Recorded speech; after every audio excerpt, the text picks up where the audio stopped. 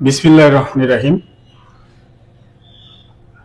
আমরা সরকারি কর্মচারীরা দীর্ঘদিন ধরে পে স্কেল নিয়ে আন্দোলন করছি, সংগ্রাম করছি।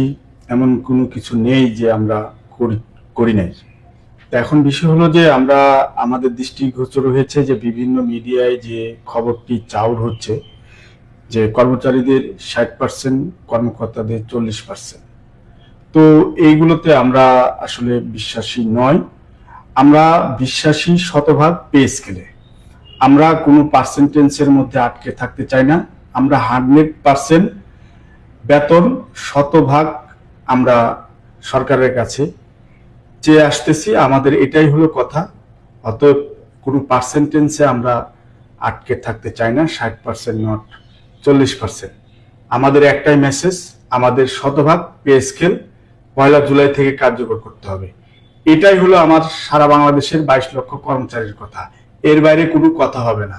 আমরা সরকারের কাছে অনুরোধ করব দ্রুত সময়ে শতভাগ পে স্কেল বাস্তবায়নের জন্য একটি আনুষ্ঠানিক ঘোষণা এবং দ্রুত প্রজ্ঞাপন জারির জন্য সরকারের প্রতি বিনীত অনুরোধ রাখছি। দীর্ঘ 11 বছরের বঞ্চনা আর কর্মচারীদের সহ্য হচ্ছে না। দীর্ঘ এই দিনের মধ্যে এই যে দিনগুলো যাচ্ছে কর্মচারীদের অনেক কষ্টে, এই যে মাসের শেষ, তাদের কোনো বাজার করার এখন বর্তমানে কোনো টাকা পয়সা নেই। এই যে 11টি বছর ধরে এই যে অসহ্য যন্ত্রণা নিয়ে কর্মচারীরা ধুকে ধুকে মরছেন, অনেকে অবসরে চলে গেছেন, অনেকে দুনিয়া ছেড়ে চলে গেছেন।